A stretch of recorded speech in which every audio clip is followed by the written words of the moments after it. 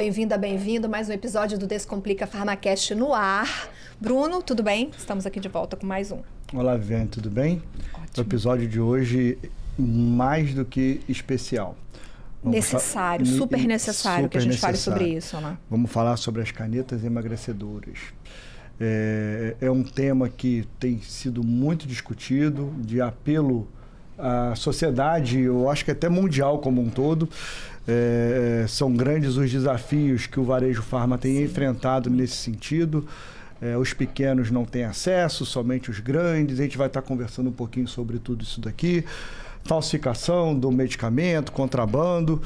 E trouxemos 2 nomes de peso hoje que você vai anunciar, que eu tenho certeza que vai nos ajudar nesse debate. Melhor, a entender melhor. O mercado das canetas é um mercado com altíssimo potencial para a farmácia, mas da mesma forma que tem as oportunidades, tem também os desafios, os problemas que o setor vem enfrentando, e o objetivo do episódio de hoje é a gente se aprofundar um pouquinho mais nesses desafios e oportunidades. Mas se você ainda não se inscreveu aqui no canal, inscreva-se agora, ative as notificações, sempre que a gente sobe um conteúdo novo, o YouTube te avisa. Nós também estamos com todas as temporadas disponíveis no Spotify, essa já é a 4ª temporada, tem muito conteúdo bacana, a gente sugere que você assista.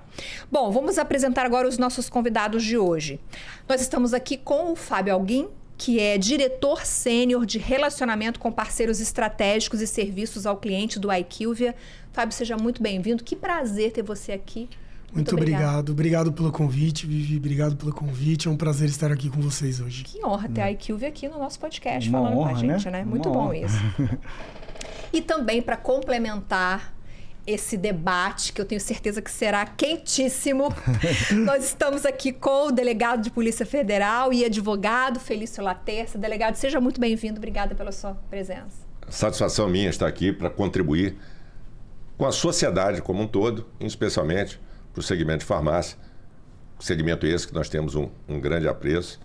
Aproveitando o nome do podcast, nós estamos aqui para descomplicar. Para descomplicar. E a gente vai descomplicar essa questão que envolve o tema das canetas, né? Para quem está assistindo a gente poder entender por que a gente trouxe essa pauta.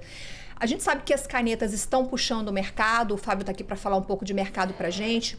São oportunidades que as farmácias precisam aproveitar, mas junto com essas oportunidades, a gente tem aí outros desafios, como por exemplo, a ilegalidade, né? O mercado ilegal, os roubos, a falsificação. Então, são problemas para os quais a gente precisa olhar, colocar uma lupa e entender. Inclusive, o delegado está aqui para contar para a gente como a polícia vem tratando isso, combatendo isso, que é muito ruim para o consumidor que tem acesso a produtos que são produtos que colocam a vida em risco. A gente vai falar um pouquinho também sobre o perfil do consumidor que está usando essas canetas hoje. Então, vamos lá, Fábio, para a gente iniciar o debate aqui, eu gostaria que você trouxesse um pouco para a gente um panorama geral do mercado das canetas emagrecedoras. Eu venho assistindo as suas palestras e você já logo ressalta esse número, é a participação das canetas no faturamento do farma, que tem puxado o mercado para cima.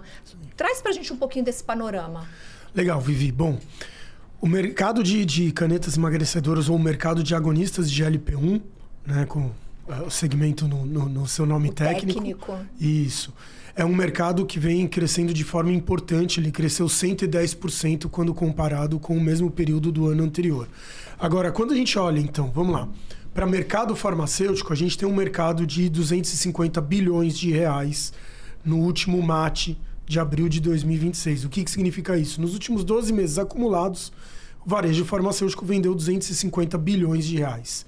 Desses 250 bilhões de reais, 14,6 bilhões já são de agonistas de GLP-1. 14%. 14,6 bilhões. O que representa 6% do mercado farmacêutico brasileiro. Isso, para vocês é um número alto. 6% é um número alto. Isso é um número significativo. É um número alto. Mas E esse mercado ele cresce 110% quando comparado com o ano anterior. E vai continuar crescendo. Por quê? Com a entrada agora das novas canetas, as canetas de marca, a gente tem hoje canetas de referência, né? Então tem o Ozempic, o Mounjaro e assim por diante. Agora estão entrando as marcas, as cópias de Ozempic, da semaglutida. Mas você está falando dos genéricos? Quando você fala marca, você está falando de genéricos? Eles ainda não são genéricos. Eles vão entrar como marca primeiro, né, e depois como genérico. Genérico é quando vier a semaglutida genérica. Num primeiro momento, os laboratórios, é até uma opção, eu estava com o Marcos Sanches na última semana. Entender essa diferença.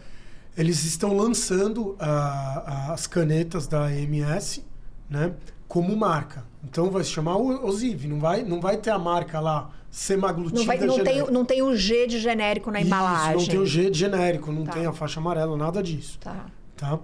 Ele está sendo lançado como uma marca. Mas por que isso? Porque eu tenho escutado, o genérico da caneta vai chegar no mercado, o genérico vai chegar no mercado. Precificação. Quando você lança uma marca, né, cópia de um produto referência, né, você pode precificar ele, e aí tem as regras, mas até mesmo a AMS se baseou no preço do medicamento de referência para desenvolver o preço dele. Tá? Que é bem menor, inclusive. Não, mas ele começa o preço oficial, é o preço lista, que é o mesmo preço da semaglutida de referência, do Ozempic. Tá? Só que aí ele já entra dando um desconto, né? E nos 3 primeiros meses ele está anunciando que vai comercializar por R$300. Depois, a partir do 4º mês, esse preço ele sobe. Mas se ele quiser trabalhar no mesmo preço de Ozempic, ele pode.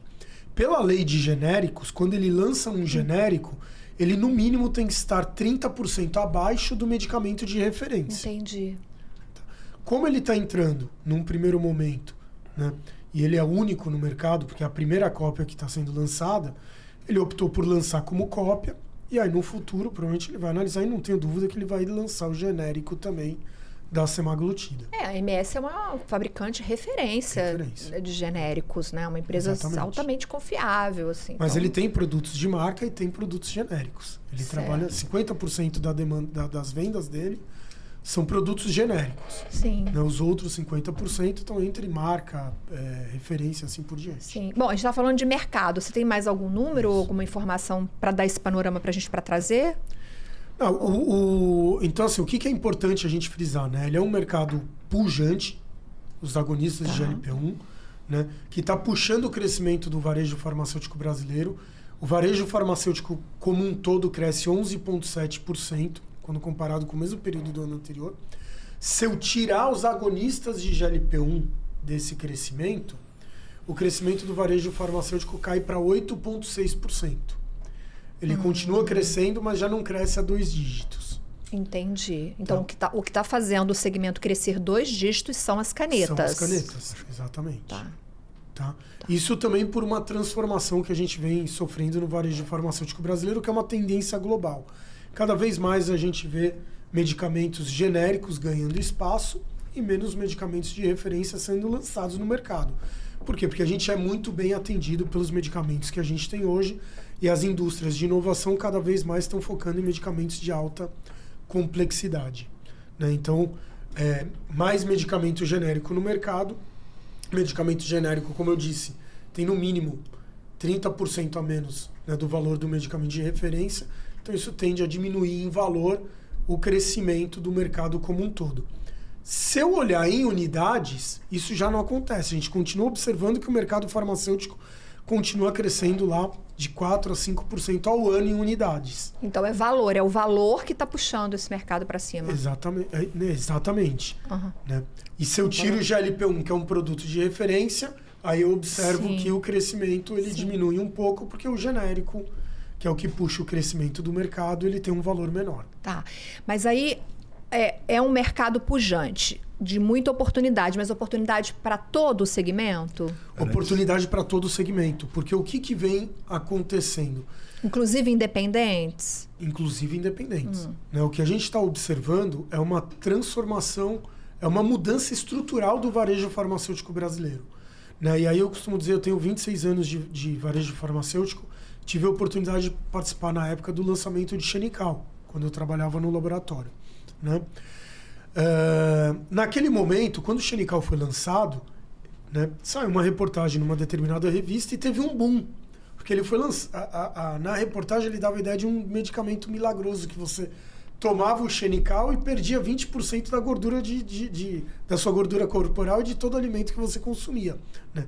O que começou a acontecer? Começou a vender muito xenical, as pessoas sem a instrução adequada iam para uma festa, tomam um xenical antes e vou comer minha feijoada, né? E aí vocês já imaginam o resultado, coisas terríveis aconteciam, né?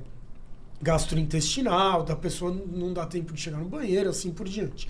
Então, do mesmo jeito que xenical ele passou a vender muito, depois ele começou a sofrer também, porque as pessoas deixaram de utilizar, por má utilização. Ele não, na verdade, é para utilizar o xenical, na época, né?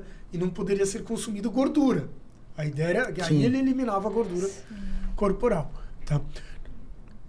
Os agonistas de GLP-1, né, eles foram lançados, mas eles vieram para também trabalhar numa mudança de comportamento do paciente ou do consumidor, né? E é uma mudança, quando eu digo estrutural, ele está mudando a estrutura do varejo farmacêutico como um todo, né? Por quê? Porque as pessoas estão aprendendo que elas têm que se alimentar melhor, né? As pessoas, elas deixam de beber, veja, de 4 a 5% das prescrições já são de psiquiatras, porque o agonista de GLP-1, ele também age para aquelas pessoas com alcoolismo, né? Isso está sendo estudado, como tabagismo, para a pessoa deixar de fumar. Por quê? Porque ela age na compulsão. Sim.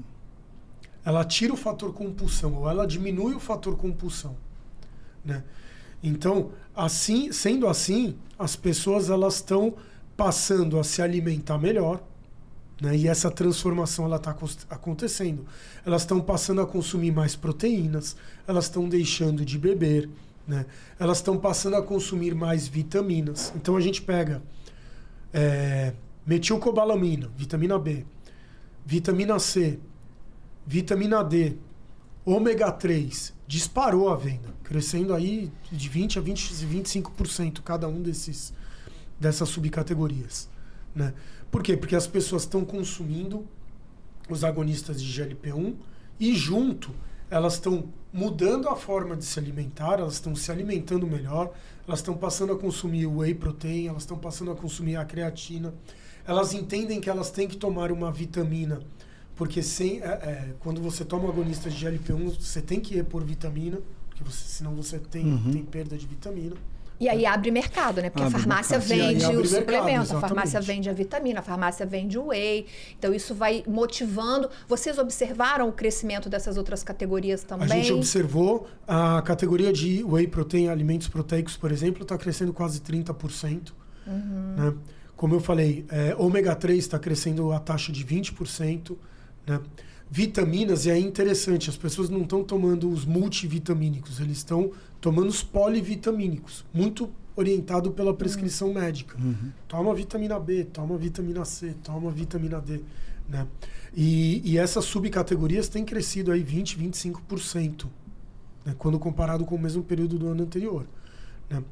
Então, quando eu digo que é uma mudança estrutural que está acontecendo, né, e os empresários do varejo farmacêutico eles têm que estar preparados para essa mudança estrutural, é porque, primeiro, as canetas, num primeiro momento, estão mais concentradas nas grandes redes, né, até por uma questão de falta de produto e de distribuição, mas isso está começando a mudar e vai começar a mudar agora com a entrada das marcas cópia dos medicamentos de referência. Vai ter mais oferta e aí vai chegar em mais ponto de venda. Vai ter mais oferta e vai chegar em mais ponto de venda. Né? Para isso, o ponto de venda ele tem que estar preparado, porque são produtos de câmara fria, né? Então são produtos termoláveis, ele tem que ter lá a sua geladeira, né? Ele tem que entender que é uma cesta de consumo, que não é só o agonista de GLP-1, então ele tem que treinar o balconista da farmácia, ele tem que estar preparado com os produtos corretos, porque quando ele oferta o agonista de GLP-1, ele também vende lá o polivitamínico, ele vai vender o whey protein, ele vai ofertar a creatina e assim por diante. Então, uma mudança estrutural. Outra categoria que está crescendo muito, a categoria de água hidrolisada. De água hidrolisada. Nunca comprei água hidrolisada eu também na farmácia. Não. Mas está... Que água é essa? A água hidrolisada é uma água que ela vem, ela repõe os eletrólitos, aquelas coisas todas. Exatamente. Sais minerais. Sais minerais, exatamente. Um Gatorade, né? espécie de um Gatorade. Né? Na verdade, é um Gatorade até turbinado. Um isotônico, né? É um isotônico. É um isotônico, mas hoje em dia ele já tem proteína associado, ele já tem creatina associada, ele tem BCAA associado, né? E a venda desses produtos também vem crescendo muito nas farmácias. Tá? Eu fui para o México o ano passado. Né? E no México é uma das principais categorias em venda. Quando a gente olha para produtos de consumer health, ou seja, tudo que é vendido em salão, uma das principais categorias é essa das águas hidrolisadas ou com hidrolitos. Aí a farmácia tem que fazer um trabalho bem legal, assim, bem correto de mix. Né? Porque às vezes a farmácia tem a ruptura, não tem aquele produto. Aí você falou do treinamento da equipe, enfim. Então, realmente tem muita oportunidade para se aproveitar. Mas também tem muitas ameaças. Vou trazer o delegado aqui para essa conversa. Chama o delegado. A gente chama o delegado. A gente sabe, a gente estava conversando aqui antes, nos bastidores, e aí até eu tinha dito assim, a gente tem o problema da falsificação e do roubo. Não, Vivi, a gente também tem o mercado ilegal. Então, a gente pode dizer que hoje as ameaças para a farmácia, né, essas ameaças formam um tripé. A gente tem o mercado ilegal, que é o mercado de contrabando. A gente tem a falsificação do produto. Pessoas aí, acho que a gente já teve até morte por causa disso. Não me lembro de alguma notícia disso. E roubos a farmácias, que esses roubos, esses assaltos estão crescendo muito por conta do alto valor agregado do produto. O assaltante entra na farmácia e ele já sai com a encomenda. Ele não demora muito para repassar aquela mercadoria. Então, são 3 problemas muito sérios. A farmácia pode estar pensando, bom, eu quero vender a caneta, mas eu tenho esse tanto de desafio para enfrentar. E aí a gente convidou o delegado Felício Laterça para contar para a gente como funciona, né, delegado? Eu queria falar um pouquinho, vamos falar de várias coisas aqui, né? Como que a Polícia Federal faz essas operações, essas repreensões, como esse tipo de crime é combatido. Conta pra gente, vamos começar em termos de estrutura e logística do crime organizado para esse tipo de coisa. Como funciona? Vamos lá. Vamos falar da segurança pública como um todo e não só da instituição Polícia Federal. É preciso entender a segurança pública para nós falarmos das instituições, inclusive que atuam e não tão somente a Polícia Federal, além dos outros órgãos, das outras instituições que também têm o dever de trabalhar e combater o ilícito. Certo. O que faz o crime prosperar, por incrível que pareça, é uma lei de mercado. Estava ouvindo o Fábio falar e falando do faturamento. É isso que salta aos olhos do crime organizado, do criminoso como um todo. É a famosa lei da oferta e procura. Então, você aumenta o faturamento de algum produto. E o que faz isso? Faz com que o criminoso cresça o olho e fale, opa, vou atuar nisso aí. Fazendo um paralelo guardado as devidas proporções, são os territórios sitiados hoje, aonde os criminosos, sejam narcoterroristas ou sejam milicianos, né, exploram a venda de bens e serviços daquela população. Então, isso é uma fatia enorme de mercado.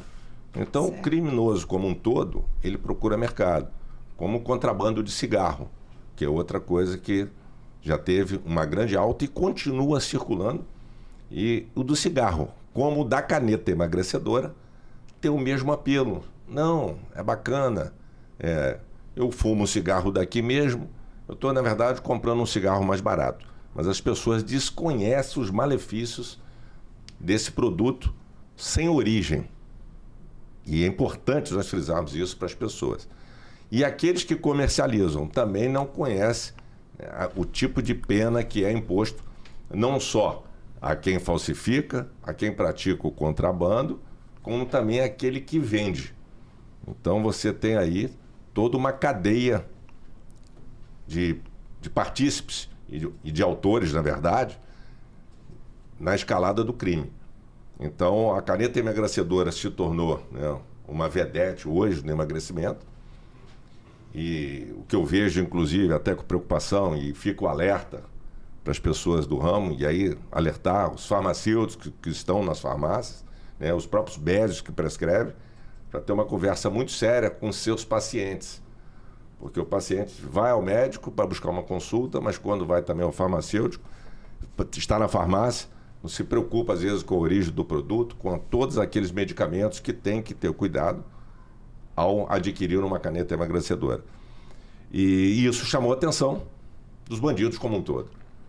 Então hoje você tem, de fato, assaltos no segmento de farmácia, mas você tem algo gravíssimo, que é a falsificação. Esse vai atenta diretamente contra a saúde dos pacientes. Então, quem adquire um produto fora de um estabelecimento corre sério risco. E dentro do estabelecimento de farmácia, e aí infelizmente no Brasil nós vimos de tudo. A gente, né, até aquela velha frase, a gente morre e não vê tudo. Pessoas que ainda querem desafiar, né, o poder público. E aí entra a participação da Anvisa, que deveria ter uma fiscalização implacável para ver medicamentos contrabandeados e falsificados dentro do estabelecimento de farmácia, mas também o que está acontecendo na rua. E aí vocês têm, dentro do segmento de segurança pública, eu gosto muito de lembrar uma frase que está lá na Constituição.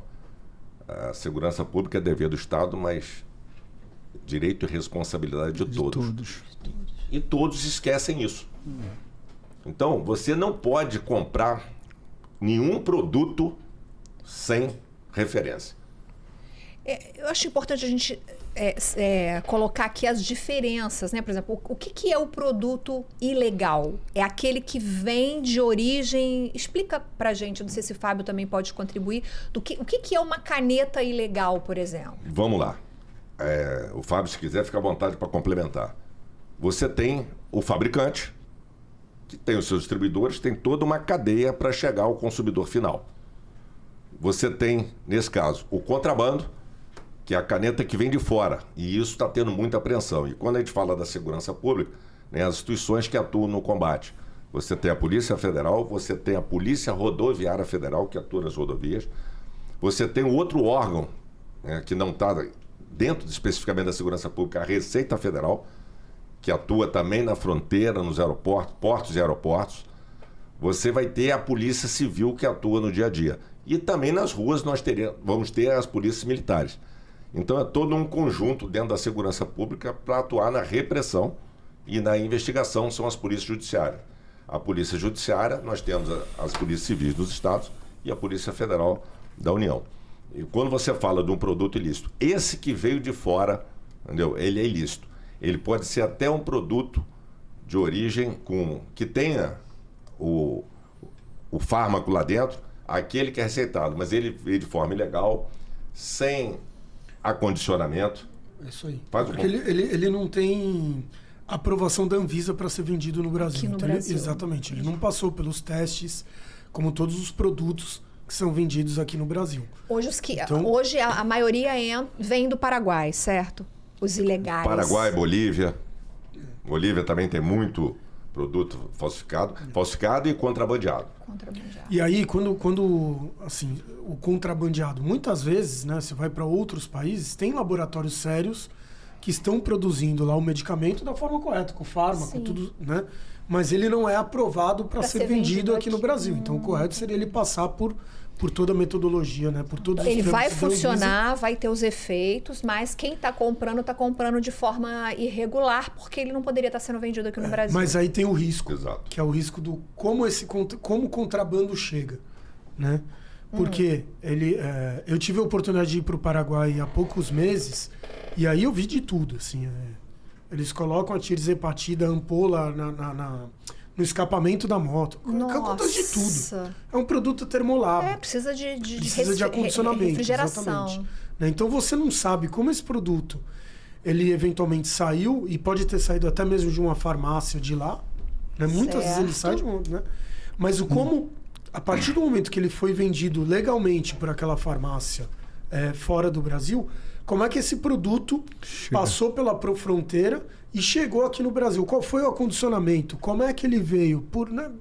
Sim. A gente vira e mexe na televisão, eu gosto muito de assistir os programas ali da Receita Federal, Polícia Federal que passam, né? Ah, do aeroporto? Do aeroporto, do fronteira. Eu tenho um dado aqui, ó. E a gente vê eles enchem o pneu do carro com antideserpatida, com o povo é criativo, o povo é criativo. Então, você imagina aquele produto rodando quilômetros e quilômetros para chegar. Qual o calor, como é que aquilo chega, né? Que temperatura, então...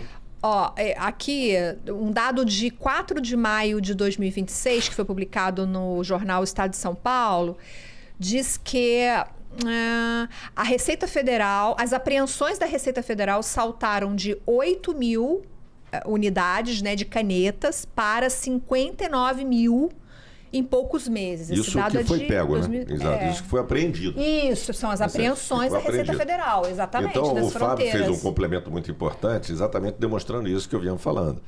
Você não sabe a substância. E por que o cigarro feito lá fora, só para fazer um paralelo, porque a gente tem que ser didático, né, Fábio? Falar para as pessoas poderem entender. Para o leigo também entender. Sim. Não só o pessoal de farmácia, mas todos aqueles que vão assistir, que estão assistindo, poder entenderem os riscos à sua própria saúde. Por que o cigarro também é considerado contrabando? Mas vende cigarro no Brasil. Porque a Anvisa, né, aí no caso do medicamento, ela não autorizou a importação desse medicamento.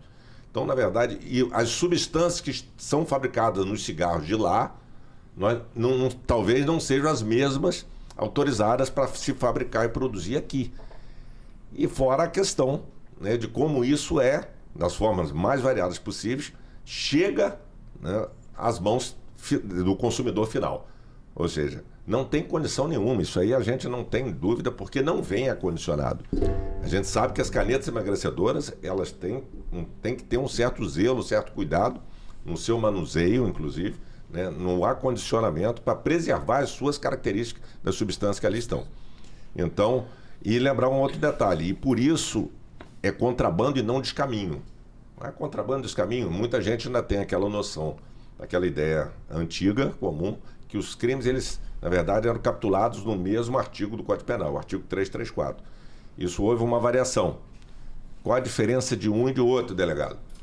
O contrabando é produto não autorizado a ingressar no Brasil. O descaminho é o produto que não pagou, né, os devidos tributos para ingresso.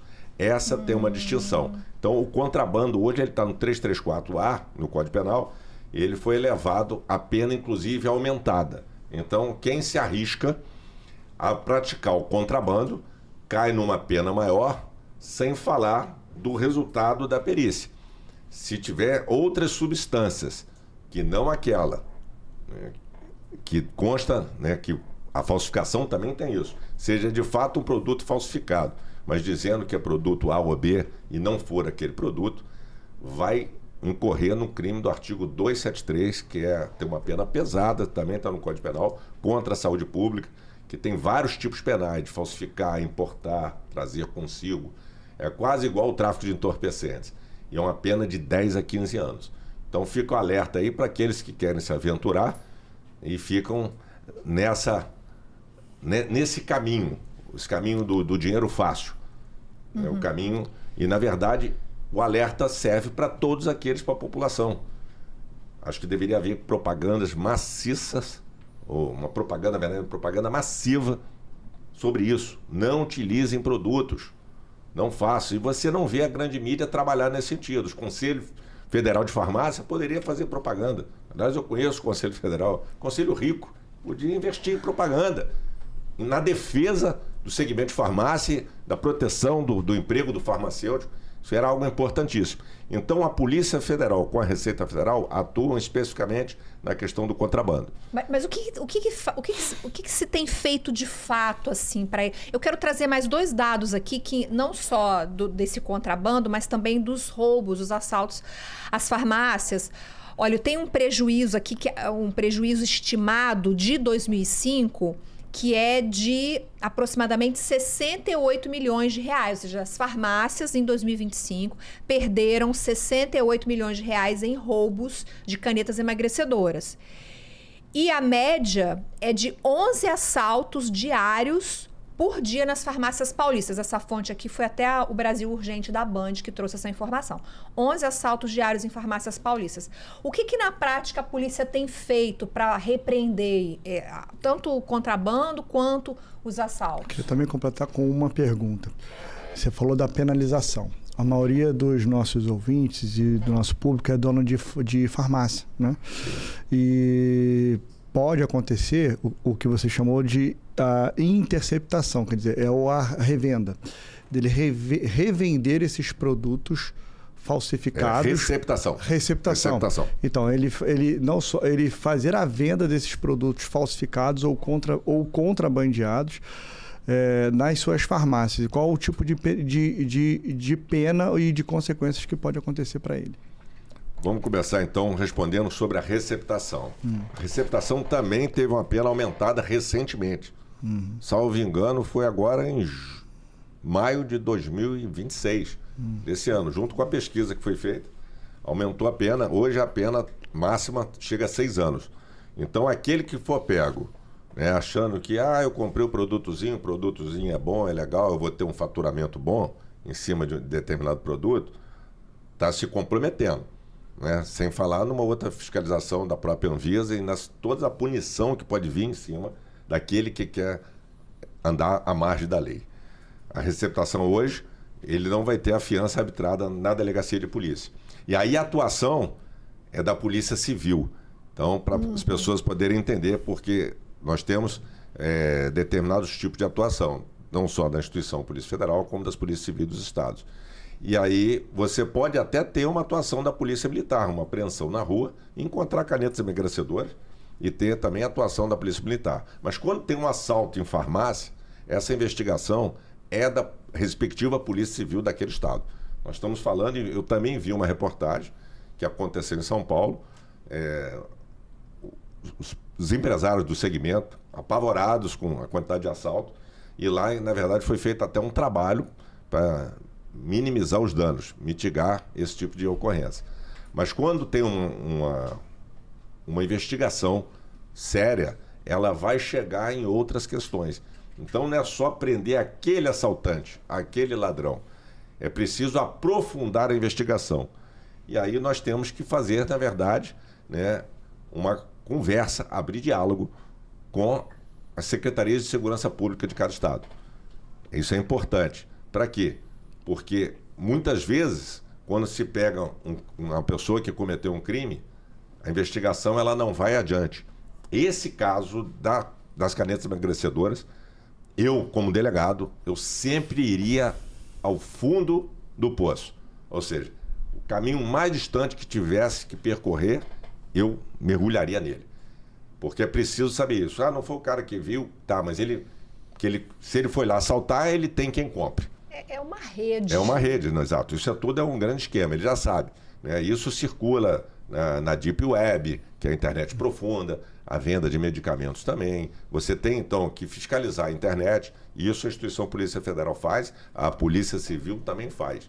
Mas você tem que pegar aquela pessoa que foi presa, praticando o assalto, e fazer toda a quebra de sigilo, fazer uma investigação mais a miúde para saber aonde, né, com quem ele se relaciona, quem são as pessoas que adquirem os produtos, para quem distribui. Então, o que nós precisamos são de investigações aprofundadas. Mas muitas vezes, no Brasil, a quantidade de crimes praticados são tão grandes e a falta de investimento na segurança pública não é suficiente. Então, na verdade, passa aquela sensação de enxugar gelo. Entendi. Quer comentar alguma coisa, Bruno? Não, é porque tem o aumento das vendas das canetas emagrecedoras vem muito ao encontro do que o Fábio comentou.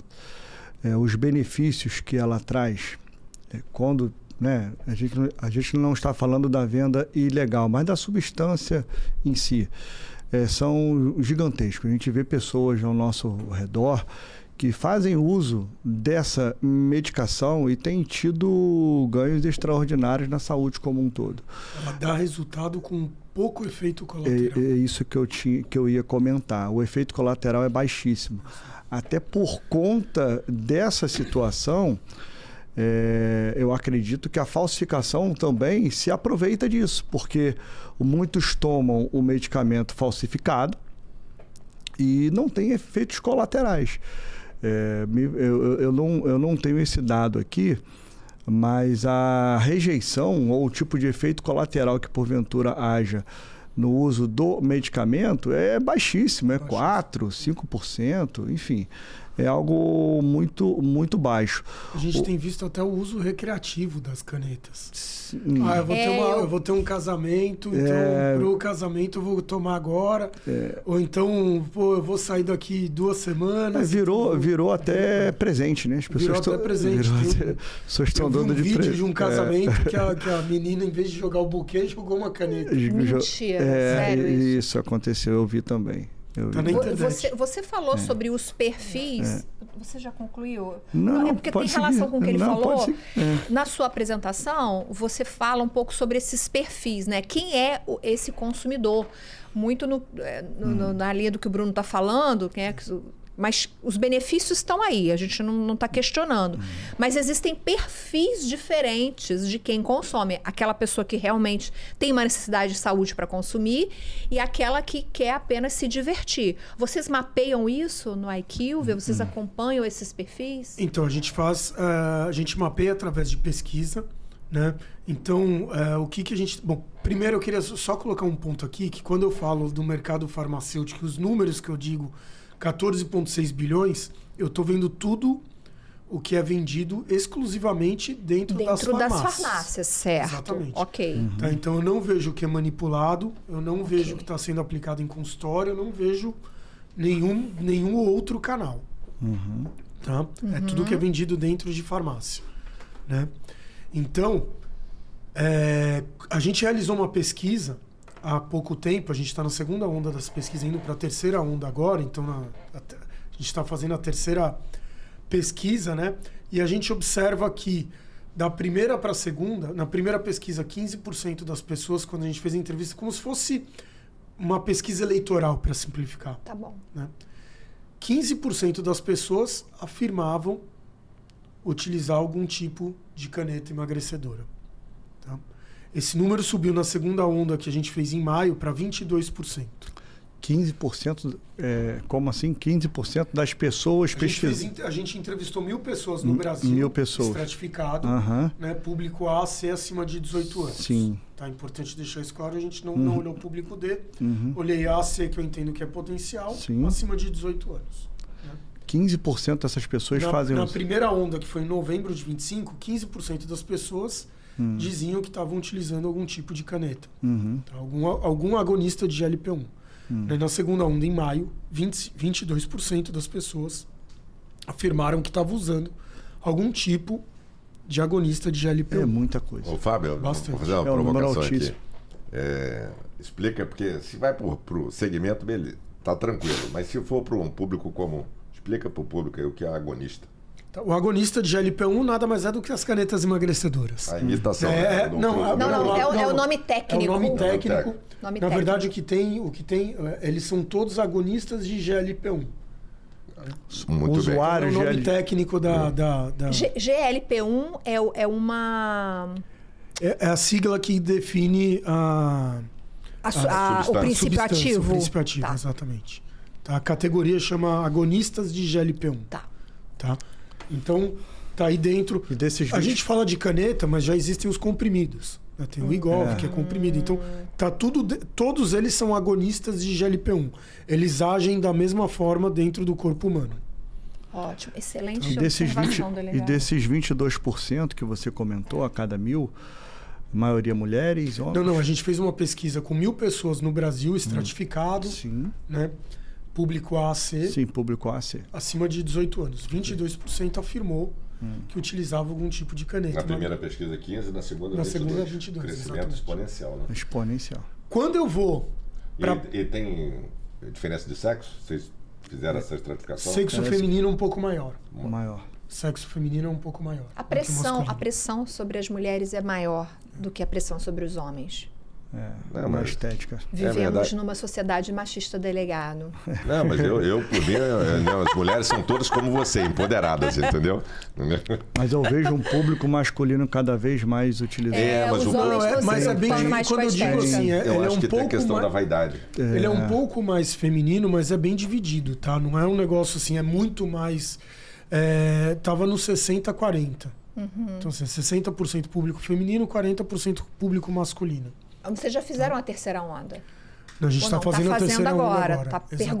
Tá investigando de novo com as mesmas perguntas. Exatamente. E a expectativa é de que esse percentual salte de 22 para quanto? Você chuta alguma coisa? Não consigo te dizer. Eu imagino que vai aumentar. Né? O que eu posso te dizer é que... bom, vamos lá. Então a gente fez isso para entender a penetração dos agonistas de GLP-1. E aí eu não falo caneta, porque existem os comprimidos também. Perfeito. Tá? Então eu falo do grupo de agonistas de GLP-1. Né? Quando a gente foi para a pesquisa, a gente viu, e aí essa pesquisa foi com 500 pessoas, a gente observou que 25%, 25% das pessoas utilizam manipulado. Ou seja, 75% afirmou que está utilizando ou o comprimido ou a caneta. 25% falou, não, eu vou e utilizo o manipulado. Como funciona o manipulado? Explica pra gente. O que é o manipulado nesse caso? Dentro do manipulado, na nossa pesquisa, eu não estratifiquei lá o que é manipulado, que é o produto que foi manipulado para ser vendido, para ser comercializado, né? E o produto que vem eventualmente de fora numa ampola e a pessoa tira e se aplica. Tá? Mas vamos lá, qual que é a regra do manipulado? Né? No Brasil, né, as farmácias magistrais, elas podem... E a farmácia magistral eu também não tenho captação, então não sei o quanto é vendido dentro das farmácias magistrais. Elas não informam por aqui. Elas não informam por aqui. Ok. Tudo que eu olho é varejo farmacêutico tradicional. Tá? Mas as farmácias magistrais, para elas poderem comercializar um medicamento que tem patente, elas podem comercializar desde que a prescrição médica seja diferente do padrão de dosagem que existe para aquele medicamento. Então, no caso da tirzepatida, por exemplo, existe lá de 2,5 miligramas, a de 5 miligramas, a de 7,5, a de 10 e a de 15. Né? Se o médico prescrever 2 miligramas, não existe. Aí esse produto ele pode ser manipulado pelas farmácias magistrais e tá tudo bem, isso está dentro da lei. Ok. Tá? Farmácia magistral vai trabalhar com uma molécula que entrou no Brasil legalmente, né, que passou por todas as certificações e vai produzir... Manipular o produto naquela dosagem específica solicitada pelo médico. Tá? É assim que funciona a manipulação no Brasil. Agora, na minha pesquisa, eu não estratifiquei o que é manipulado ou o que é o... Eu entendi. Que o médico tá aplicando dentro do consultório, ou que a pessoa ela pega a ampola, e aí não tem ampola no Brasil de agonista de GLP-1, então ela veio de fora ou de algum outro meio, né? Tirou o produto e se aplicou. O número é muito alto. Você falou, essa pesquisa aí chama atenção pelo seguinte... Você não tem informação que na farmácia de manipulação se encontra o produto, né? Do GLP, né? GLP-1. GLP-1. É quase um botijão de gás isso aí. E as pessoas, pelo nível de quantidade de pessoas que estão utilizando, muito provavelmente medicamento contrabandeado. Muito provavelmente. A sua pesquisa, eu acho que já reflete isso. Que se você for nas farmácias de manipulação e fizer uma pesquisa, quanto que você vende, vai ver que o número não deve ser significativo. Então, são pessoas que usam manipulado, etc., mas ela está adquirindo de mercado clandestino. Eu acredito que deva ter os dois caminhos. Tem a farmácia de manipulação que está vendendo, vende bem, né? E tem também o produto que chegou de alguma forma no Brasil e está sendo é bom sempre dizer que a farmácia de manipulação ela pode manipular o medicamento. Pode. Desde que o percentual da substância seja diferente do que já existe hoje de referência, é isso? Exatamente, na dosagem padrão. Na dosagem padrão. Então a forma de manipulação, ela não tá, desde que ela esteja utilizando o produto legal, a molécula aprovada, né, dos meios... Ela tá agindo 100% dentro da lei, tá? Isso é importante deixar claro. Agora, vamos supor que o consumidor compre uma caneta que veio no mercado ilegal e aí ela ficou lá perto do motor da motocicleta, ela teve problema de higiene. Quais são esses efeitos colaterais? Assim, você saberia dizer? Então, é difícil de dizer, Vivi. O que acontece é que o medicamento... Pancreatite, por exemplo? Não. É difícil de dizer, porque a pancreatite é um efeito... É um efeito colateral que pode acontecer pelo agonista de GLP-1, independente de onde ele tenha sido adquirido. Entendi. Ele estando ou não... Estando ou não, né? Correto ali. Exatamente. Mas o ponto é que, provavelmente, o medicamento ele vai perder a eficácia dele. Porque, veja, ele não está com o acondicionamento correto. Se ele é um produto que ele necessita de refrigeração, né? Ele ficou fora da refrigeração, ele até pode ficar por um período, mas tem algumas regras, não pode passar de tantos graus, se não me engano 28 graus, tem algumas temperaturas. Se ele veio perto do motor da moto, como no exemplo que você deu agora, ele já perdeu a eficiência dele, né? Ele deixa de ser ou ter a eficácia que ele deveria ter. Esse é o princípio básico. Vem rodando dentro de pneus. E todo mundo sabe que o pneu em atrito ele aquece. Inclusive aumenta, se tiver a pressão, o pneu aumenta a temperatura exatamente em razão do calor. É evidente que isso chega a uma temperatura absurda.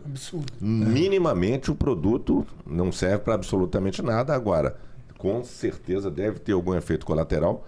Agora, chama atenção para o seguinte, as pessoas, em regra, elas faltam com a verdade. Quando ela vai, chega com problema no hospital, não diz que fez determinado uso. Não, você usa substância...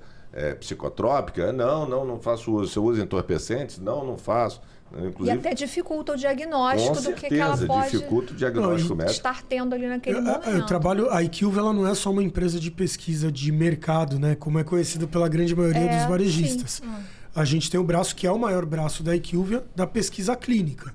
Olha que interessante. Então, de cada 10 medicamentos lançados no mundo, 7 medicamentos passam em algum momento por alguma fase, na fase 1 a 3 até o seu lançamento, pela IQVIA, né? Então vocês estão naquela famosa contraindicações, né, que pode surgir, né? Efeitos colaterais, A gente faz a pesquisa clínica, na verdade. Então, essa pesquisa clínica é exatamente para apontar para os laboratórios para possíveis efeitos colaterais.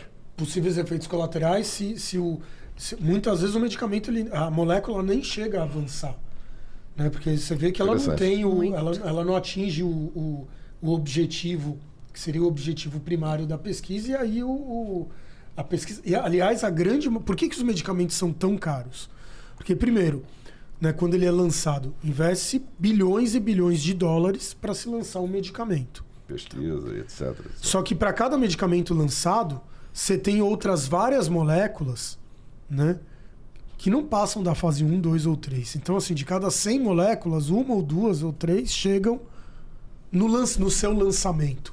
Quantos anos dura uma pesquisa aproximadamente? Depende muito da molécula ali, mas de 10 a 15 anos. É muito tempo. E a lei de patente é de 20 anos aqui no Brasil. Então, se você estudou um produto para lançar por 10 a 12 anos, você lançou esse produto, você tem 8 anos para recuperar o investimento e ter lucro. Inclusive, eu não sei se foi a patente do Ozempic que o laboratório questionou, pedindo uma extensão da patente, mas acabou não conseguindo. Foi o Ozempic, né? Mas aí por que eu comentei isso? Porque você vê a indústria, né, levando de forma tão séria o desenvolvimento de uma nova molécula, passando aí por um FDA, por uma Anvisa, por uma EMEA, que é a Europa, né, para ser certificado, para lançar no mercado, garantindo o mínimo de risco para um paciente. E aí tem um monte de gente hoje aplicando coisa que você não sabe como é que veio, como é que foi produzido, por onde passou, e aplicando no seu corpo, né? E muitas vezes são aquelas pessoas que falam, não, vacina eu não vou tomar, porque essa vacina você não sabe. Né? Não sabe a procedência, a vacina vai me fazer mal. A vacina passou por todo um processo ali para ser lançada e hoje as pessoas estão se aplicando, a verdade é essa. Sim. Né? Estão aplicando produtos que você não sabe a procedência, você não sabe como chegou no Brasil, você não sabe o que tem lá dentro. Tem gente que diz que está utilizando a retraturtida. A retraturtida não foi lançada. Ela está em estudo clínico fase 3. Os resultados... Mas é também um agonista GLP-1. É um novo agonista de GLP-1. Ele vem... Né, ele tem o glucagon na sua fórmula, então ele é uma tirzepatida, para simplificar, potencializada. Entendi. Tá? Ela ajuda a perder peso, reduzindo um dos efeitos colaterais, que é a perda de massa magra se a pessoa não fizer academia, não tomar whey protein, não bater a metaproteica e tal. E aí o glucagon ajuda a reduzir essa perda de massa muscular. Ele acelera o gasto calórico, então tem... Mas é um produto que não existe ainda, e as pessoas estão tomando. Tá vindo da onde isso? Não sei, mas as pessoas tomam. Eu já até vi notícia, alguns comentários, né, de academia. As pessoas estão trazendo essa substância lá de fora, até de outros países, acondicionada até dentro daqueles copos Stanley. Coloca a substância dentro daqueles copos da Stanley que mantém a temperatura durante um período, coloca ali um gelo, um gel ali para poder manter a temperatura e despacham nas bagagens, né? Enfim, eu até te perguntar que tipo de controle, ou como que a polícia pode identificar esse tipo de contrabando, mas do usuário comum, vamos dizer assim. Não é para revenda. A pessoa viaja lá para os Estados Unidos e Europa, compra esse medicamento lá fora de forma, a princípio, legal pelas regras do país e traz esse medicamento na sua bagagem para uso próprio. Isso tem acontecido muito. Como que a polícia consegue identificar? Qual é a dificuldade que se tem de identificar isso? Muito que bem. Produtos que passam pelos aeroportos são mais fáceis de serem identificados. Só que aí nós precisamos lembrar, né? Fronteira, portos e aeroportos. E, como um todo, quem faz esse controle inicial dos produtos que estão ingressando é a Receita Federal, que atua em conjunto com a Polícia Federal. São as chamadas zonas primárias. Então você tem na fronteira, nos portos e aeroportos, que também são conhecidas como zonas primárias, passam por uma verificação. Nos aeroportos tem um certo rigor, porque você tem o uso de equipamentos de raio-x, de scanner, que você identifica não só, né, canetas emagrecedoras, mas bebidas, armas. Você tem como fazer um controle melhor disso. Mesmo assim, eles também costumam camuflar, mas porque também tem ingresso de mercadorias proibidas nos aeroportos. Para mim, os portos e a fronteira seca, em especial no Brasil, é o grande vilão, né, da segurança pública como um todo, para todo tipo de ilícito. Por quê? Qual o controle que se tem em navio? A gente tem notícia, né, que às vezes, se você vem com a mercadoria, você pode, antes mesmo de atracar, você pode dispensar, né, em pequenos barcos. Nós já tivemos notícia aqui no Rio de Janeiro de entorpecentes e de armas, que antes mesmo de atracar, eles eram dispensados, passavam para pequenos barcos e isso chegava, né, no mercado ilegal, abastecia a criminalidade. Então, dessa forma, a gente também vê a questão dos fármacos que são contrabandeados, não só pela fronteira seca, mas também pelos portos e aeroportos. Volto a dizer que a questão dos aeroportos é mais difícil. As pessoas, às vezes, podem trazer um ou dois, levam uma receita. Mas eu imagino, eu não tenho números, mas imagino que seja mais uso pessoal até. Sim, é o uso pessoal. E muitas vezes as pessoas querem levar para esse uso pessoal. Eu sei de um caso que aconteceu esse ano, uma pessoa que adquiriu do Paraguai, estava no Paraná, atravessou ali a fronteira, foi em Guaíra e depois foi apreendida pela Polícia Rodoviária Federal, aqui já dentro do estado do Rio de Janeiro. Mas não trazia só as canetas. Não, é para uso pessoal. Tiveram até contato comigo para saber. Eu falei assim, olha, é ilegal trazer. Não, mas eu tenho prescrição, toda a minha família faz uso. E só que ainda trazia anabolizantes e outros produtos e acabou, né, preso. Porque também não ficou tão somente no aí o contrabando, como eu falei, né, fica preso porque houve aquela diferenciação do contrabando para o descaminho, e aí só na audiência de custódia, na audiência de custódia foi liberado pelo juiz, mas a situação pode piorar e muito, a verificar que produto era aquele, se não era um produto até falsificado de fato, e a gente sabe que hoje nas canetas em especial, colocam insulina ou soro fisiológico. O soro fisiológico talvez tenha menos seja menos nocivo aplicado, né, no abdômen. Insulina mata. Agora a insulina pode matar e gerar algo que a Viviane chamou a atenção, né? Te dar um pico, entendeu? E aí acabar acontecendo coisa grave. Insulina então, que não precisa mata. De certa forma, essas apreensões, elas acontecem, Bruno, no varejo. Polícia Rodoviária Federal, por exemplo, nas estradas né? A Receita Federal fiscaliza a bagagem, olha, pô, o que é isso? Abre a mala ou não abre?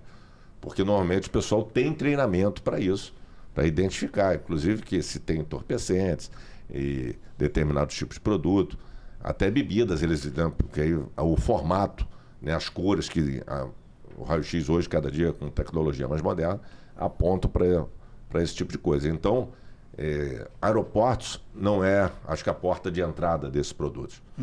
Nós temos grandes portas de entrada, né, em países que não estão sequer preocupados com isso, que até hoje o Brasil não trabalha nesse sentido, de fazer um trabalho com os países fronteiriços para se proibir, né, determinados tipos de mercadoria ingresse no nosso território, né, de caneta emagrecedora a fuzis. Ontem eu passei por uma situação, rapidinho, eu vim de Juiz de Fora para o Rio, vim de ônibus.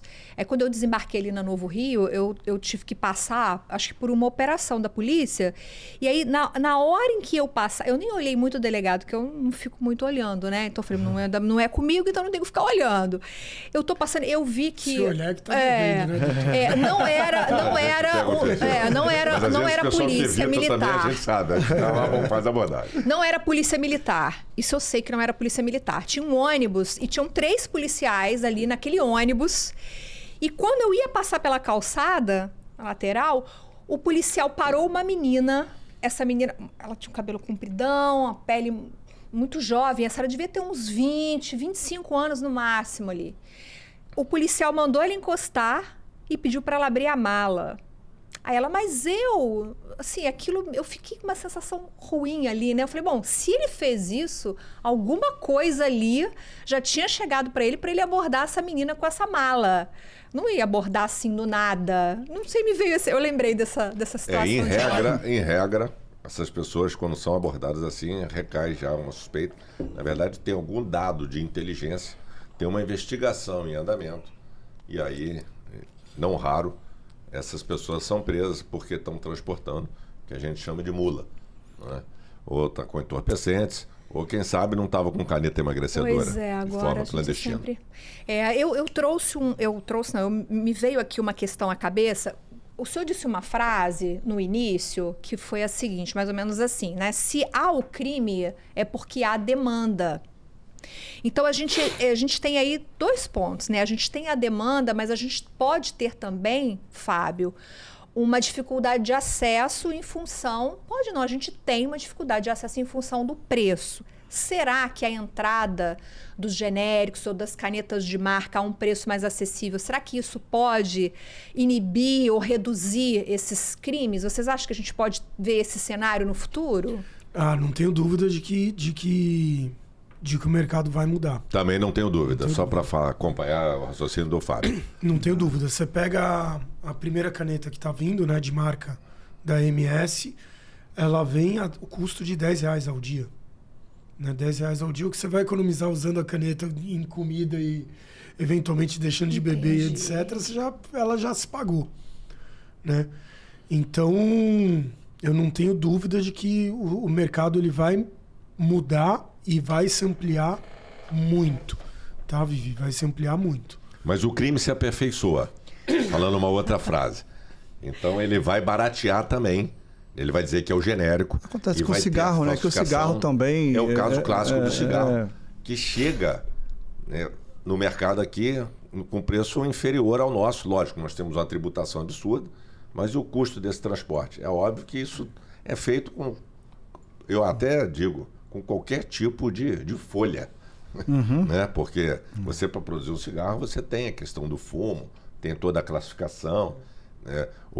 Os produtos que são tóxicos, que não são, mas não tem nenhuma preocupação. Acontece também no ramo de bebidas. Né? Hoje tem um grande número de bebidas, inclusive vinhos argentinos, que chegam aqui e as pessoas acreditam. Isso que eu acho mais espetacular, né? É a credulidade do brasileiro. O brasileiro é crédulo. Não, mas eu chego, quanto custa esse produto lá? Ah, custa R$100 a garrafa lá. Né? Aí você está comprando aqui por 120. Não tem como, não tem mágica. Porque mesmo o contrabandista, para chegar a esse produto, ele tem custo. E ele tem que ter lucro. Porque as pessoas fazem, né, praticam o crime. Pelo risco, ele não vai querer ter pouco lucro. Para ter lucro. Aliás, tem gente que defende, falta de informação, que criminoso é empreendedor. pessoas. Né? Nós chegamos a esses... Não, eu não sei se é só falta de informação, Viviane. Acho que o brasileiro gosta de se dar ignorância mesmo, achar que está levando vantagem. Isso é uma máxima que ficou e está impregnada. Coisa de brasileiro. As pessoas não conseguem pensar. O Fábio chamou atenção aqui para um fato, não vai melhorar, mas é aquilo que eu falei, o crime ele se aperfeiçoa também.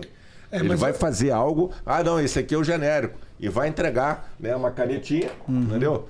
Que antes ele vendia por 1.000, que era falsificada, ele vai vender por 200.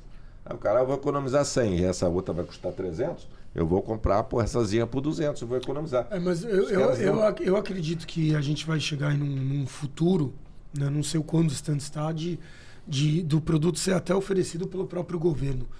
Porque... se for um caso, uma questão de saúde pública, não, porque se entrar na obesidade é uma questão de saúde pública. Com certeza. É uma questão de saúde pública. Então, você vai ter um dado momento que...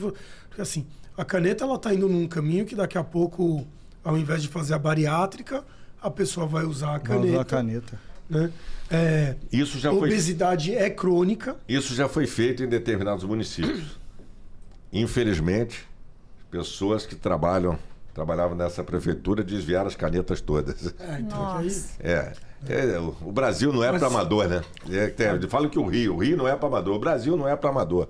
Infelizmente, nós precisamos mudar de fato o perfil da sociedade brasileira e a gente passar a ter um mínimo de ética, de compromisso com as coisas. As pessoas procurarem saber, né, se isso é correto e se não é, e andar na linha, né? Na linha e entender que da ética e da moral. Daquele velho ditado, né, gente? O barato sai caro. Às vezes a gente faz uma economia... De novo, você está mexendo com a sua própria saúde. Aí, a vacina... Aí ele tinha medo de tomar a vacina, que é aprovada, que passou por uma série de testes com anos sendo estudado e está tomando algo que ele não sabe de onde veio, como foi armazenado, como chegou e está se aplicando, né? Mas, assim, eu acho que vale trazer um outro tema também, de que existe uma transformação. Quando eu falo da transformação estrutural, a gente está vendo uma transformação de comportamento. As pessoas estão se cuidando mais. Então, a gente está vendo produtos dermatológicos ganhando cada vez mais espaço também nas farmácias, né? Voltando aqui para o nosso ambiente farmacêutico. A gente começa a observar as pessoas... fazem tratamento, estão perdendo peso, depois elas vão para uma harmonização facial, para a utilização de um botox e assim por diante. Então, a gente está vendo uma série de outros segmentos também sendo impactados de forma importante. Pessoas que tomavam outros medicamentos para a obesidade ou para a diabetes estão deixando de tomar outros, isso deu na nossa pesquisa, né? As pessoas deixam de tomar outros medicamentos, por quê? Porque o agonista de GLP-1 ele vem para substituir. Então, eu tomava a minha metformina, o meu glifage, eu deixo de tomar porque eu estou com a caneta e a caneta está regulando mantendo a minha glicose estável, né? Então, tem uma mudança estrutural acontecendo, importante no mercado, né? Tem o ponto da saúde pública, eu concordo com você, mas eu vejo que o futuro é ter as canetas, eu não tenho dúvida. Eu acho que quando os genéricos chegarem no mercado, né, muito provavelmente a gente já deve ter o governo também, eu acredito, ofertando, e aí é uma opinião minha pessoal, né, começando a trabalhar com as canetas emagrecedoras, porque se você pegar o custo-benefício de tratar um obeso crônico, né, com hipertensão, com diabetes, uma série de doenças lá que ele vem acometido, né, e uma pessoa que baixa o seu peso e tem uma melhora em todos os indicadores, né, faz todo sentido. teoricamente. Porque a gente vive olhando farmacoeconomicamente faz todo sentido. A gente vive num sistema em que está mais focado no tratamento do que na prevenção. Né? Então, é uma questão mesmo de mudar. Quem sabe a gente não vê caneta no farmácia popular daqui a um tempo. Já tem estudos que mostram até que a caneta ela tem que ser utilizada como uso crônico, para uso crônico. Então, ou seja, a pessoa ela terminou o tratamento, ela atingiu aquele peso que ela gostaria, ela tem que fazer a manutenção da caneta. Ela não vai lá e simplesmente tira. Ela continua fazendo a manutenção por um período e depois ela não para de utilizar completamente. Ela continua em doses menores ou com espaçamento de tempo. Então, tomo o uso regular seria uma vez por semana ou 2,5, por exemplo. Ela vai tomar uns 2,5 a cada 15 dias. Né? Hoje, esse uso é off-label, os médicos estão utilizando, mas já vem sendo estudado também, porque aparentemente faz sentido. Para os dois, o que a farmácia pode fazer para se prevenir dos assaltos, dos roubos? Tem alguma dica, alguma orientação? A orientação é prevenção e, na verdade, buscar entender a segurança pública, como funciona na sua região. Nós temos farmácia em tudo quanto é local, em tudo quanto é bairro. Então, entender a peculiaridade de cada bairro e adaptar isso à sua realidade. Então, quem já passou por assalto ou tentativa, precisa trabalhar de forma segura. Você pode, por exemplo, a questão de estoque mínimo. Você pode também trabalhar com a questão de fazer a entrega desse produto e não deixar ela dentro do estabelecimento de farmácia. Deixar no outro ponto. É isso que eu ia comentar. Se você pegar a grande rede, ele vem fomentando muito a venda das canetas. Fazer entrega em domicílio. Dos canais digitais. Então você compra no app, né, e recebe na sua casa. Mas você pode ir na farmácia, fazer a compra, falar assim, nós vamos entregar o produto e fazer isso de forma dinâmica. Não ficar estocando. Não ficar, em estoque. Como você pode também ter uma sala segura, mas tem que lembrar dos prós e contras. Uma sala segura pode colocar um funcionário em risco. E falar com o sistema de segurança pública. Muitas vezes ele não tem o espaço, o custo operacional. Exato, o custo fica mais caro do que uma entrega, como nós sugerimos aqui. Uma entrega em domicílio, com um custo bem menor, deixar aí sim, num outro local e fazer esse trabalho. Mas é importante comunicar sempre à Polícia Civil. No caso do segmento de farmácia. Todos os assaltos, todos os eventos, comunicar e fazer a ocorrência também com a Polícia Militar, porque isso também tem um mapeamento chamado de mancha criminal. E dentro dessa mancha criminal é feito um trabalho, e aí pode fazer um trabalho. Como teve um caso até recente. Assim como se tiver também, você está utilizando a caneta, ou você tem a desconfiança que ela venha possa ter chego de uma forma ilícita, que você também comunique. Né? E é evidente. Aí a questão de alguém ofertando de forma ilegal, isso aí tem todo um trabalho, porque a pergunta foi feita sobre assalto. Mas rejeitar qualquer tipo de ilícito. Mas um trabalho que foi feito, foi até noticiado isso, e é importante a gente frisar essa questão, fizeram um grupo de WhatsApp e botaram assim, assalto em andamento, e mandou da farmácia tal. Então, o policiamento que está naquela área teve êxito e os bandidos foram presos. Então, assim, tem algumas formas de você minimizar os danos, fazer uma certa prevenção e tem caminhos a serem feitos e a gente espera que, de fato, isso acabe sendo minimizado. Antes de começar o podcast, a gente até brincou, mas é uma verdade, né, Vivi? Que a farmácia é a nova joalheria para o assaltante, porque... se você tem um produto pequeno, de alto valor agregado, né, e que é relativamente simples de você... Verdade. De você levar. Não, e de grande aceitação, né? Ainda tem isso. Exatamente. É melhor do que joia. Porque hoje o pessoal não quer nem andar com joia. Né? E as canetas eles querem utilizar. Hora do quadro, a pergunta que ninguém quer fazer, mas nós vamos fazer. Delegado... É mesmo possível combater o comércio ilegal das canetas e de outros medicamentos, ou isso é ilusão? Não, é sempre possível combater o crime. Nós precisamos ter investimentos na segurança pública, precisamos a colaboração das pessoas. Eu abri falando do artigo 144 da Constituição da República. Segurança pública é dever do Estado, direito e responsabilidade de todos. Quando também todos estiverem conscientes, se quiserem trabalhar nisso, isso vai ser uma máxima. Quando a população estiver imbuída desse propósito de ter uma segurança pública melhor e ela entender que ela é responsável por isso, a criminalidade vai baixar em todos os níveis. Fábio, com tantos desafios, vale mesmo a pena para a farmácia vender canetas? Vale, Vivi. Afirmo categoricamente de que vale, né? As canetas, os agonistas de GLP-1, eles vêm, como eu disse, para uma mudança estrutural das farmácias. Esse movimento está acontecendo, mas ele está só começando. A gente tem 20 moléculas aí sob aprovação. A gente tem mais 40 moléculas só para obesidade ou diabetes sendo estudadas como possíveis lançamentos. Nem todas vão chegar à fase 3 e tal, lançamento, né? Então, assim, ele é um mercado pujante, né? E que está só no início aí de um novo crescimento. E como eu disse, não é só o agonista de GLP-1. É tudo que vem junto, é todo o movimento que vem junto com o agonista de GLP-1. Então, as vitaminas, né, os suplementos alimentares, as categorias de laxantes, né? Uma mudança de comportamento. Então, a pessoa ela deixa de comprar um medicamento para diabetes ou para obesidade porque ela está usando o agonista, mas ela está levando uma série de outros medicamentos, uma série de outras vitaminas, ela está levando produtos dermatológicos, ela está se cuidando mais. Então, com certeza absoluta, vale a pena operar com caneta emagrecedora. Ótimo, pessoal. Encerramos aqui, Bruno. Alguma consideração final? Não, eu queria deixar uma mensagem muito na linha do que o Fábio comentou. Que é para o dono da farmácia, sim, principalmente os independentes que ainda não estão conseguindo estar nesse mercado, mas para que eles busquem conhecimento e sim, de alguma forma, busquem vender a caneta e se preparar para isso.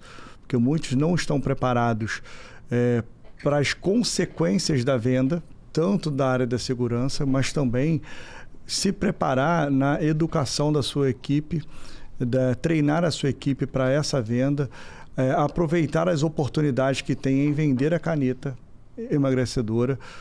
O crescimento das vendas é significativo no mundo farma como um todo, como a gente estava comentando aqui.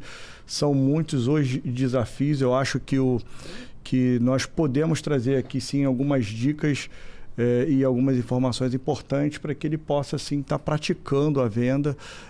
Importante estar nesse caminho. Não sair dele, porque eu já tenho algumas notícias de alguns empresários que desistiram da venda, seja por conta de segurança, da dificuldade desse acesso, para eles não desistirem. Eu acho que demos várias dicas importantes, como ele bem comentou. O Latessa bem comentou das vendas serem por entregas, que é uma forma também ali da pessoa evitar ou de divulgar que ela possui aquele medicamento internamente. Óbvio que tem que saber com quem ele está lidando com relação à equipe, entrega, enfim, entregadores, isso é uma outra questão. Mas eu acho que a gente pode levar dicas e informações importantes hoje aqui nessa conversa, de atitudes importantes que o dono de farmácia precisa ter, e para ele não fugir, né? Não tem como a gente fugir, fingir que não está acontecendo. Fingir que não está acontecendo. Exatamente. Tá? Muito bom. É isso. Delegado, muito obrigada. Obrigado. Alguma consideração final? Foi um prazer tê-lo aqui com a gente, esclarecendo como funciona o trabalho de vocês. Satisfação foi minha. Sempre bom contribuir, porque a segurança pública ela toca em todos os segmentos. Vim aqui hoje aprender um pouquinho também, porque aonde a gente vai, a gente está sempre aprendendo. Sim. Aprendi um pouquinho sobre o agonista, né? GLP-1. Isso dá para virar até uma série, hein? Agonista de GLP-1. Exato. E até com as histórias que nós contamos, dá para fazer uma série com várias temporadas. E gratificante estar aqui para contribuir. Esse é o nosso papel dentro da sociedade, contribuir sempre, procurar, buscar fazer com que as pessoas entendam que precisam, né, caminhar de forma correta. E o Bruno fez uma consideração né, de quem ainda não trabalha com segmento, junto com a palavra do Fábio. Na verdade, sim, a caneta é um produto e o que está agregado no entorno dela é muito. Então, a gente é saber trabalhar a venda. Isso é fundamental. E a gente precisa, na verdade, que os segmentos todos, né, fazer um clamor para que os órgãos de segurança pública e os órgãos correlatos, né, com o seu trabalho de fiscalização, como a Receita Federal, a própria Anvisa, façam um trabalho cada vez mais sério, com mais investimentos, e os órgãos de classe, como o Conselho Regional de Medicina, Conselho Federal de Farmácia, Conselho Federal de Medicina, Conselho Federal de Farmácia, façam um trabalho também de auxiliar, né, aqueles que estão na ponta e estão passando por adversidade, por agruras. Muito obrigado pelo convite, conte sempre comigo. Fábio, muito obrigada pela sua contribuição, foi ótimo ter você aqui com a gente. Obrigado, foi um prazer. Agradeço mais uma vez e deixar uma mensagem aí para todos, né? Principalmente o independente, as redes menores, né? Que é muito importante não só olhar para o agonista, né? Que é um movimento importante, mas também sempre ter em vista de que é importantíssimo ter um mix correto dentro da sua farmácia. Eu sempre venho falando disso, né? O mix mais correto não é olhar para o do vizinho, mas entender o que realmente eu tenho que ter, que vai agregar valor para aquele paciente que está naquela área onde a farmácia está atuando, né? Com a precificação mais correta e o estoque mais correto, né? É isso que tem feito a diferença para todas, para as farmácias aí que vem tendo sucesso e vem prosperando. Então, olhem com carinho para o seu negócio, que tem muita oportunidade, e Agonistas de GLP-1 é mais uma dessas oportunidades, junto com todas as categorias que vêm junto com agonista de GLP-1. Muito obrigado. Obrigado a você. Muito bom. Valeu. Conta pra gente aqui nos comentários o que você achou deste conteúdo, deixe o seu like, compartilhe na sua rede de contatos, isso é muito importante. Também estamos no Spotify com todas as temporadas, todos os episódios. Obrigada pela companhia e até o próximo. Tchau, tchau. Um abraço, tchau.